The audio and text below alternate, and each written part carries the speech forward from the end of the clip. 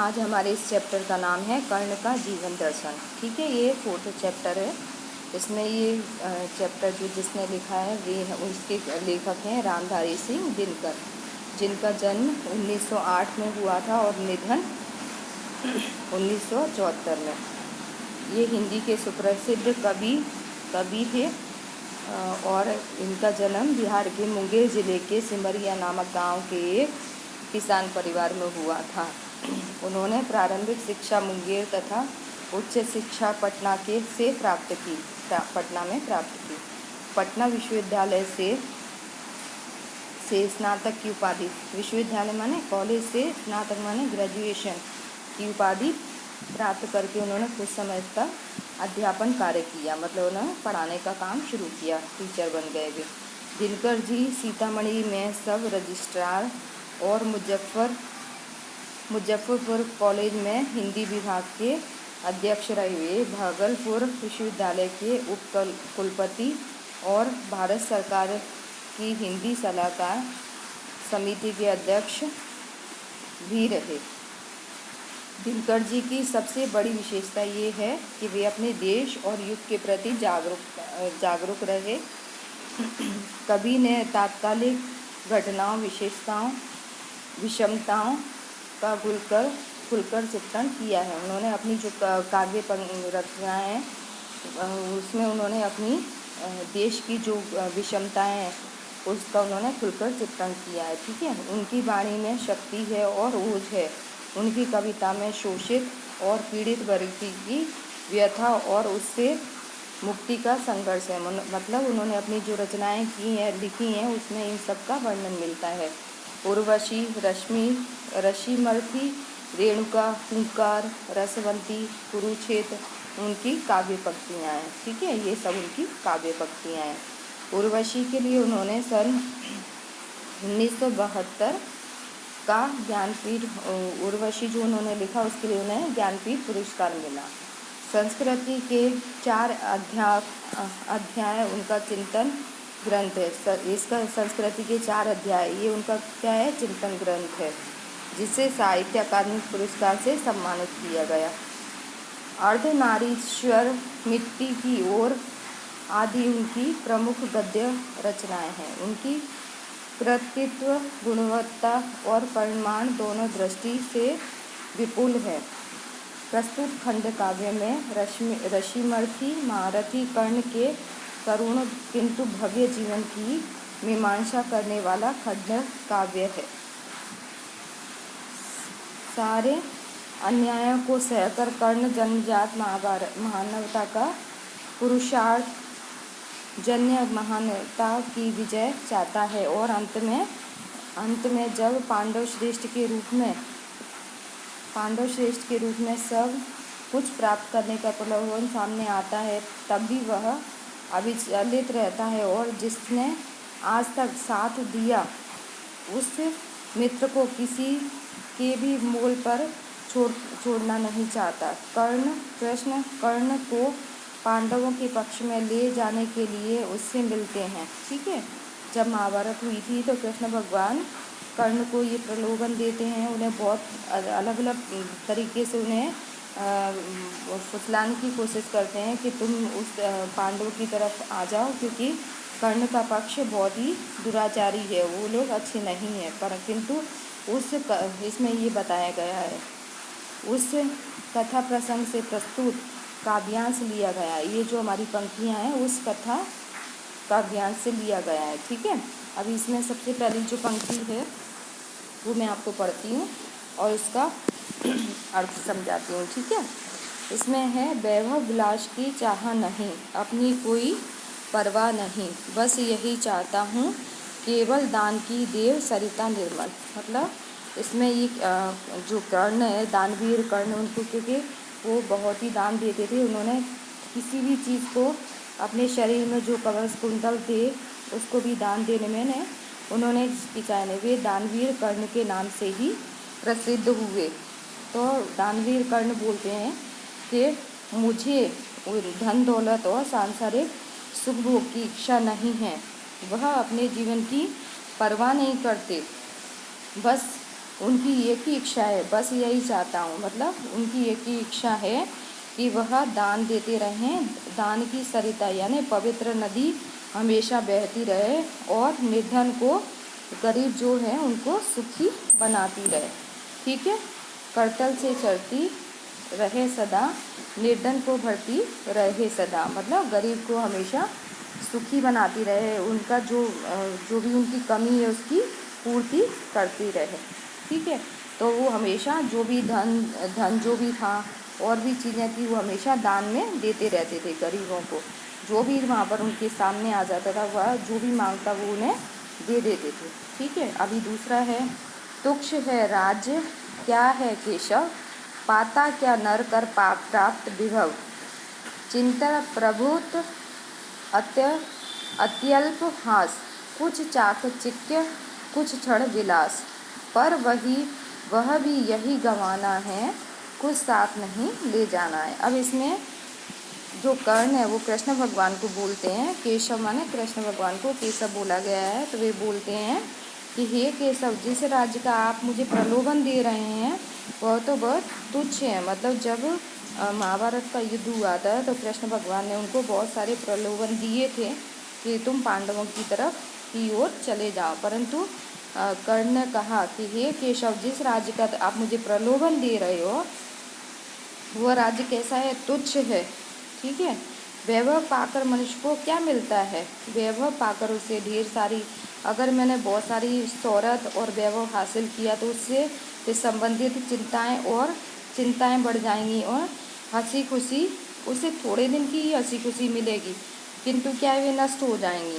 ठीक है, चमक दमक तो थोड़े समय के लिए है, सुख भोग भी थोड़े समय के लिए ही होता है, पर वे सारी चीज़ें उसे यहीं छोड़ देनी पड़ती हैं, और पर वह भी यहीं गंवाना है, कुछ साथ नहीं ले जाना है। मतलब जब आदमी मृत्यु की ओर जाता है तो वह कुछ साथ नहीं ले जाता है, वो क्या करता है, खाली हाथ आता है और खाली हाथ चला जाता है, पर वह भी यहीं गंवाना है। जो भी मुझे मिलेगा वो कुछ भी मेरे काम में नहीं आएगा, किसी के काम नहीं आता, कुछ साथ नहीं ले जाते। जो आदमी अच्छे कर्म करता है वही उसके साथ रहता है। ठीक है, अभी ये तीसरे नंबर की पंक्ति पैराग्राफ है, मुझसे मनुष्य जो होते हैं कंचन का भार न ढोते हैं, पाते हैं धन बिखराने को, लाते हैं रत्न लुटाने को, जग से न कभी कुछ लेते हैं, दान ही है हृदय का देते हैं। अब इसमें कर्ण श्री कृष्ण से फिर से कह रहे हैं, इसमें दोनों की बात चल रही है। वे कहते हैं कि हे कृष्ण, उसके लिए उसके जैसे मनुष्य सोने का भार नहीं ढो सकते, मतलब मेरे जैसे मनुष्य सोने का भार नहीं ढो सकते। ठीक है, सुख वैभव का जीवन नहीं बिताते, क्योंकि मेरा जन्म तो दूसरों को दान देने के लिए ही हुआ है, तो मेरे जैसे लोग सुख वैभव का जीवन नहीं बिताते, वे लोगों में बांटने के लिए ही धन प्राप्त करते हैं। मैंने धन प्राप्त लोगों को बांटने के लिए ही किया है। ठीक है, रतन लुटाने को मतलब धन मैंने इसलिए प्राप्त किया है कि मैं उसे दूसरे लोगों में बांट सकूं, जिन्हें उनकी ज़रूरत है, उनकी बहुमूल्य वस्तुएं लोगों को बांट देने के लिए होती हैं। ठीक है, वे संसार से कभी कुछ नहीं लेते, अपने हृदय का दान ही करते हैं, दुखियों पर दया करते हैं। मतलब वो अपने हृदय का दान करते हैं और दुखियों पर दान ही हृदय का देते हैं और दुखियों पर दया करते हैं। मतलब अपने हृदय से, हृदय का दान ये नहीं है कि हृदय का दान दे दिया, हृदय का दान ये है कि दिल से सभी के लिए दान की भावना उनके मन में है। ठीक है, अभी चौथे नंबर का पैराग्राफ है, प्रासादों के कनकाव शिखर होते कबूतरों के ही घर, महलों में गरुड़ न होता है, कंचन पर कभी न सोता है, बसता वह कहीं पहाड़ों में, शैलों की फटी दरारों में। मतलब ये है कि सोने जैसी चमक दमक प्रसादों के कनकाव शिखर होते कबूतरों के ही घर। मतलब ये है कि सोने जैसी चमक दमक वाले राजमहलों की चोटियाँ कबूतरों के घर बनती हैं। मतलब जो महल होते हैं उन पर क्या बेटा, कबूतर जो हैं उन पर जाके बैठते हैं। तो मतलब क्या है कि महल होता है उस पर कबूतर जाके ही बैठते हैं, उस जो अच्छे होते हैं गरुड़ पक्षी। अब इसमें गरुड़ का उदाहरण दिया है कि गरुड़ पक्षी कभी महल में नहीं होता, वो कहाँ होता है, चारों खुली हवा में होता है।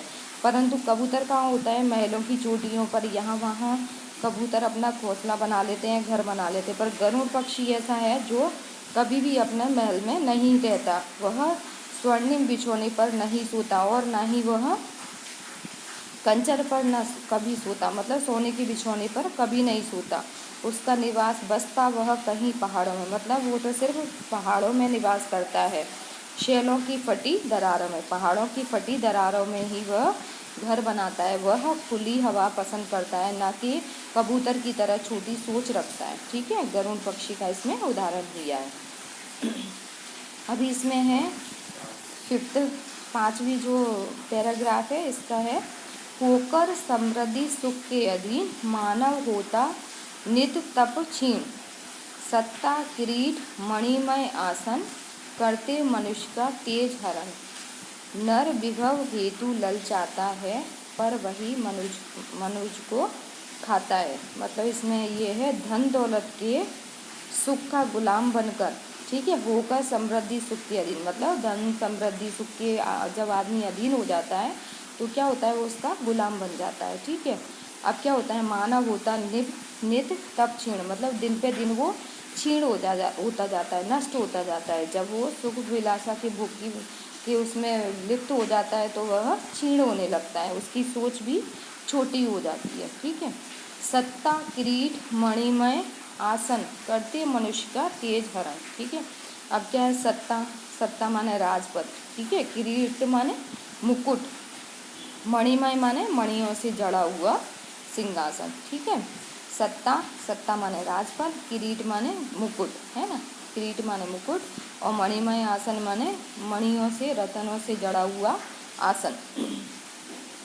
अब ये सब क्या करते हैं, मनुष्य का तेज हरण, मनुष्य को का जो तेज होता है उसका हरण करते हैं, उसको हर लेते हैं। नर विभव हेतु ललचाता है पर वही मनुष्य को खाता है। ठीक है, अब उससे क्या है, प्रभावी, ये सब चीज़ें जो होती हैं वो क्या है बेटा, उसको प्रभाव, उसका तेज होता है उसको प्रभावहीन बना देती हैं। ठीक है, मनुष्य धन संपत्ति पाने के लिए, और फिर क्या होता है, वो धीरे धीरे धन संपत्ति पाने के लिए ललचाने लगता है। उसके पास जब थोड़ा धन आता है तो वो सोचता है कि मेरे पास और धन आना चाहिए। राजा सोचता है मैं महाराजा बन जाऊं, फिर धीरे धीरे वह दूसरों से युद्ध करता है और अपने दूसरों के राज्य को अपने राज्य में मिलाता जाता है। इस तरह मतलब क्या है कि वो ललचाता रहता है, उसकी लालच की सीमा कभी ख़त्म नहीं होती, है ना, पर वही मनुष्य को खाता है। पर यही क्या है, धन संपत्ति उसे नष्ट कर देती है, और ये सब धन संपत्ति क्या है, उसे नष्ट कर देती है। ठीक है, तो इसमें क्या है, ये देखो यहाँ पर सबसे पहले जो पंक्ति दी है इसका आपको अब खुद इसका एक बार अगर समझ में नहीं आता है तो आपको फिर से करना है, इसको सुनना है और दोबारा से एक एक पंक्ति का अच्छी तरह से उसका अर्थ सुन के आपको अपनी नोटबुक पे लिखने की कोशिश करना है इन पंक्ति को देखकर। ठीक है, यहाँ से मैं ये एक ही पेज की, आगे वाले पेज की ये सारी 5 जो पंक्ति है ना पैराग्राफ, इनको ही मैं समझा रही हूँ। दूसरा जब वीडियो आएगा उसमें मैं इसका आधा भाग फिर से समझाऊंगी।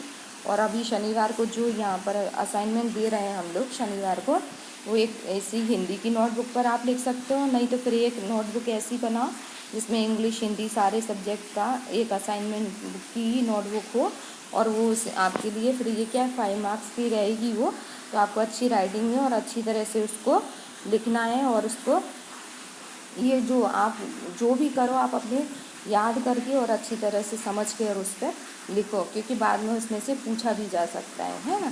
ठीक है, ओके।